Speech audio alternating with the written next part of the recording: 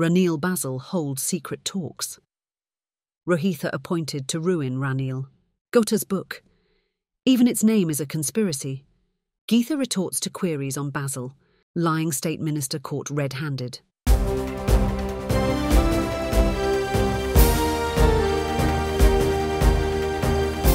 The leader, දේශයට මග කියන ප්‍රවෘත්ති පෙළගැස්ම.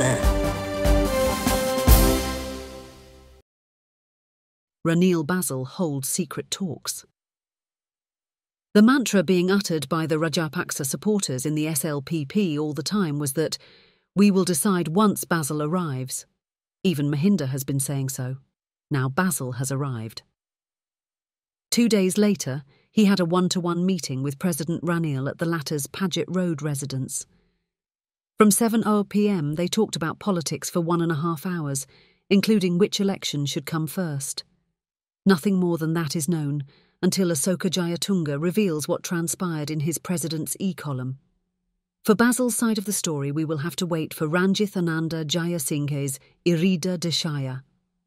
Anyway, soon after his talks with Basil, Ranil went directly to Ravi Karunayake's residence. It is said that he had spent a considerable amount of time there. Earlier in the day, Basil and Mahinda met at a star-class hotel at Sri Jayawardhanapura, Kotte, at the wedding of the son of Susantha Punchinilame, Rohitha appointed to ruin Ranil.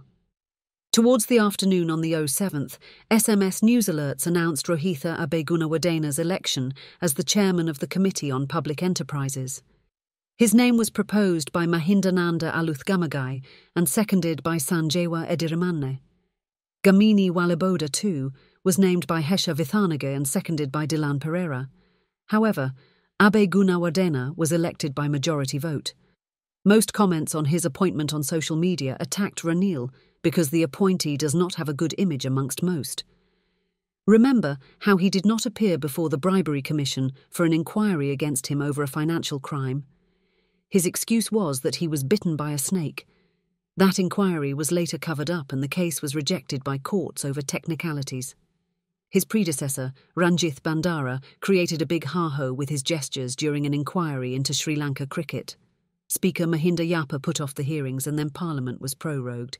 SLPP breakaway Nimal Lanza, too, is a member of this committee. But he did not attend yesterday's meeting. Many, including Basil, telephoned him and asked him to be present. Later, he was at the airport, and journalists questioned Lanza about that. It's useless to attend COPE meetings. Its majority is from the SLPP. Basil planned since his arrival to get his crony appointed, Lanza told reporters. Rohitha was appointed to ruin the president, I have been saying this. Rajapaksas want to see Ranil's downfall. Basil and Namal know it will be the SLPP's end if Ranil wins. Already, most SLPP MPs are with the president. So, certain things to offend the president will continue. Having worked with Basil, we know about his games, said Lanza. When asked as to where he was bound, the MP said before leaving for the VIP lounge that he will be out for about a week, adding that even Maithri is unlikely to form his alliance anytime soon. Facebook posts also referred to Abegunawadena, becoming the COPE chairman moments after he was accused of threatening fellow parliamentarian Shanakian Rasamanikam. Ashoka Priyanta Rajyamatuma නැත්තම් මේ රෝහිත අබේගුණවර්ධන කියන മന്ത്രിවරයා මට පහර දෙනවා. තුමා මොකද්ද තමුසේ කියන්නේ? මගේ මූණ ඉස්සරහට ආවා. පහර අපිත් පහර දීලා තියෙනවා. අපිටත් පුළුවන් තණ්ඩි පාට දාන්න. හැබැයි විනයක් තියෙනවා. මට කිව්වා ලිෆ්ට් එක ඩාස් ගාන තමුසේ පුළුවන් නම් එනවා කියලා. මට ඒ පාර්ලිමේන්තුවේ අගමැතිතුමාගේ කාර්යාලය ඇතුලේ පහර දෙනවා. ඒ පහර දීමට හේතුව මොකද්ද? මම මේ පාර්ලිමේන්තුවේ දෙමළ മന്ത്രിවරයෙක් වීම. තුමා පැහැදිලිව කිව්වා. තමුසේ කොහමද අපේ අගමැතිතුමා වෙන මං කිව්වා මේ රටේ අගමැතිතුමා මේ රටේ අගමැතිතුමා නෙමෙයි මේ අපේ අගමැතිතුමා. ඉතින් මේකද සංහිඳියාව පිළිබඳ මේ රටට දෙන පණිවිඩය. නියෝජ්‍ය කතානායකතුමනි මේක ඉතාමත්ම බැරෑරුම් සිදුවීමක් පහර දීලා තිබ්බනම් මට දැනටත් මගේ තර්ජනයක් තියෙනවා. මගේ ජීවිත තර්ජනයක් තියෙනවා. මොකද අගමැතිතුමාගේ කාර්යාලය මෙතුමාව එළියට එක්කන් යනකොට මෙතුමා අවසාන වශයෙන් කිව්වේ තමුසේ එනවා මෙතන ලිෆ්ට් එක ගාවට දැන් කියලා. ඒතකොට මේ පාර්ලිමේන්තුවේ මං එළියට යනකොට හරි එනකොට හරි මට මොන හරි ඊරිල්ලක් හරි හුදුනොත් මේ රෝහිත අබේගුණවර්ධන කියන පුද්ගලයා තමයි මේකට වක් කියන්න ඕනේ. Social media activist Mahesh Hapugoda says it is a serious and shocking allegation that the incident happened as the Tamil MP had gone to meet the Prime Minister. But at the same time, it is nothing surprising. In short, what Hapugoda says is that with everything else lost, we still had hopes about COPE chairman before the Ranjith Bandara incident happened. This twist shows that a society, leadership, political vision, values are no longer valid here. The appointment was made to give us a signal that I am naked. Do not look at me. I am not a person. Everything you believed in was wrong. I am more SLPP than the SLPP itself. People should understand one thing. This parliament has their representatives elected by them. If there is something wrong with its composition and not the best are appointed, people themselves are to be blamed. Gota's book. Even its name is a conspiracy. Some say Gotabaya naming his book as the conspiracy to oust me from the presidency is nothing more than a conspiracy itself. The book gives nothing to support his conspiracy claims. Launched on Thursday, the book has its cover calling it the conspiracy to oust me from the presidency. But the back page says he had to resign in July 2022. That is a very clear contradiction. The conspiracy theory behind Aragalaya was claimed in a previous book by Wimal Weerawansa, who was once very close to Gota. His birthday fell yesterday. While extending wishes, many inquired about Gota's book. Even without taking a look at it, Weerawansa said Gota should not have written the book. On the same day, Weerawansa spoke at a meeting in Nawagamua and referred to it further. Going by what its readers have told him, it was pointless for him to make a general reference to foreign forces behind the conspiracy, he claims, said Weerawansa. Gota should have specified individuals, countries, and the manner of the so-called conspiracy, he said. He had a prompt reaction from Gota's advisor, Iranda Ginige, who says some are without any self-confidence to read the book. Claiming a big demand for the book, he said in a Facebook post that the first batch had been sold out within 6 hours. ජනාධිපති ධූරයෙන් මා නිරපු කුමන්ත්‍රණය යන මෑන් රචිත මේ කෘතිය ආරංචි මාර්ගවල හැටියට අද විකිනීම ආරම්භ කරලා පැය 6ක් යන්නටත් කලින් පළමු කාණ්ඩේ පොත් සියල්ල විකිණී අවසන් පිටමං වෙලා ගෝඨාභය රාජපක්ෂ ජනාධිපතිතුමාට විරුද්ධව කතා කරන්න කටයුතු කරන්න අරගලයට සහභාගී වෙන්නට ගියා. ඔවුන්ගේ නැතම් අය අපිට පේනවා මේ පොත කියවීමට කිසියම් චකිතයක් තිබෙනවා කියා. නිර්දෝෂී මිනිසෙකුට සිදු කළ ඒ අපරාධය මම හිතන්නේ ඔවුන් බයයි. මම හිතන්නේ ඔවුන් අරගල කරුණු කාරණා නොදැන අරගලයට සම්බන්ධ වුණු ඒ තරුණ තරුණියන්ටත් වඩා මේ පිරිස බයයි. මේ පොත කියවන්න මේ මොකද මේ පොතේ සත්‍ය ලියා තිබෙනවා. ඒ සත්‍යයට මුහුණ දෙන්න ඔවුන්ට බයක් තිබෙන බව තමයි අපිට පේන්නේ. However, Gota does make mention of several indicators about his ouster. He acknowledges that he was well aware of the unwavering determination of dominant foreign forces and certain local factions to persist in their actions as long as he was in power.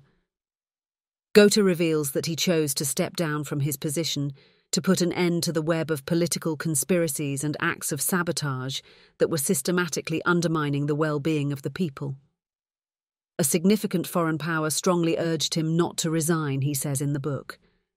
This foreign entity had demonstrated through concrete actions its commitment to ensuring the supply of essential materials to Sri Lanka.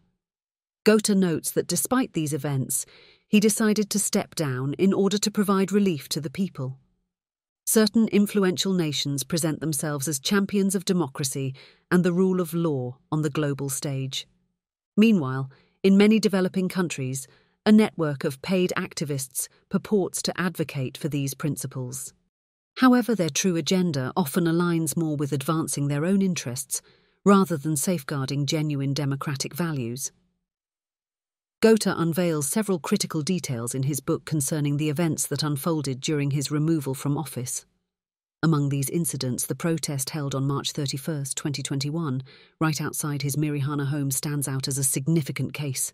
A significant number of individuals participated in a procession that reached Pengiriwata Road around 8 p.m. Gota says that notably during this time, the then Army Commander Shavendra Silva, Defence Secretary Kamal Gunaratne, and all the armed forces commanders were attending a wedding ceremony at the Shangri-La Hotel in Colombo. Gota says that he promptly informed both Shavendra and Kamal about the unfolding situation. Thereafter, Director of State Intelligence, Suresh Sally, who was also present at the wedding ceremony, visited the Mirihana area. Upon his arrival, approximately 100 protesters were present, Gota detailed, noting that despite the presence of the Special Task Force and army officers, no explicit instructions were issued regarding how to handle the crowd. He said that Sally resorted to a video call with Shavendra and Kamal, showing them the gathering. Regrettably, no directives to disperse the crowd were relayed from the senior ranks. At approximately 10:30 a.m. on the following day, the Army Commander, Chief of Defence Staff and the Defence Secretary visited his home. He said that on 8 July 2022, he instructed Defence Secretary Kamal Gunaratne to shift the operations room from the Defence Force headquarters to President's House. Gota says he took the precaution of getting all the defence chiefs to the President's House because of the bad experience at Temple Trees on the night of 9th May 2022, where there was an inordinate and unforgivable delay in the induction of troops to evacuate the Prime Minister. He revealed that on the morning of 9th July 2022, the Defence Secretary, commanders of the Army, Navy and Air Force, the IGP and the Director of SIS were all present in the operations room at the President's House. The plan was to prevent the protesters from arriving in Colombo by blocking all the approach roads. But no such roadblocks had been established, and the crowds converged on the President's House virtually unopposed. Gota also points out that, ironically, while the protest was supposed to be over shortages of essential items, shipments of many of these items were due to reach Colombo either on 9th July 2022 itself or in the days following. Gota notes that while some assert that he abandoned a sinking ship alone, it is essential to clarify that Sri Lanka was not in a state of decline when he resigned. Regrettably, he says that he encountered a meticulously orchestrated foreign and domestic conspiracy aimed at removing him from power in March 2022. A critical juncture when the nation was gradually recovering from the pandemic. In light of this situation, Gota says he had deemed it futile to sacrifice even a single life merely to prolong his tenure by 2 additional years. It was good that he thought about people's lives. But politics is all a game about power. Those who do not know that should not be in politics, especially so in a position like presidency. Now, even from his book, Gota admits his failures. But we knew them to be failures even then. Geetha retorts to queries on Basil. Basil's arrival has given mileage to the media as well. But Weerawansa, Gamanpila, Lanza and the like find him to be a comical character. Added to this list is State Minister Geetha Kumarasinghe. She retorted strongly to questions posed to her by a television journalist who wanted to promote Basil and show that his arrival will change local politics. But her replies rendered the journalist speechless. "Why are you so worried by his arrival? He came, we said welcome." "That's it," she said. When asked if he would bring about a change, Geetha said, "Do you take me for Basil Rajapaksa's wife? How do I know what he says? He is staying near here at Bataramula. Go there and ask him," she went on. Geetha had once been a die-hard Rajapaksa loyalist. That's how politics is. Loss of power makes all the change. Lying state minister caught red-handed. President Wickremesinghe attended a district development meeting in Gampaha, organised by Minister Prasanna Ranatunga. SLFP's Lasantha Alagiawana and UNP's Ruwan Wijewardana were all in attendance. Indika Anuruddha was absent, and so were Sisira Jayakodi and Milan Jayatilake, who were out of the country. Ranil told the gathering the government would continue into next year and asked them to go to the villages without fear, tell the truth, and work.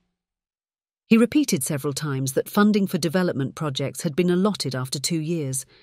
Later in the day, Prasanna encountered Anuruddha at another meeting and inquired about his absence. Anuruddha said he was not informed about that meeting by anyone. Saying that his staff called everyone in Gampaha, Prasanna gave a call and on speakerphone asked his men about it. The person who answered it said Anuruddha was informed and forwarded, via WhatsApp, the screenshot of the message sent to him.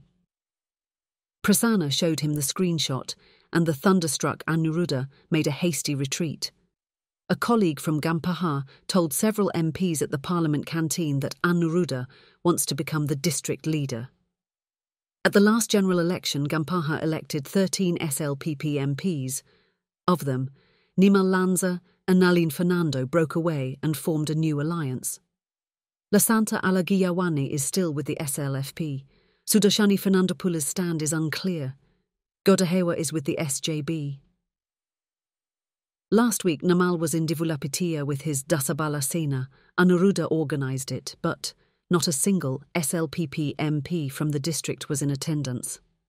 All these show that parties find infecting to be worse than rivalries between the parties.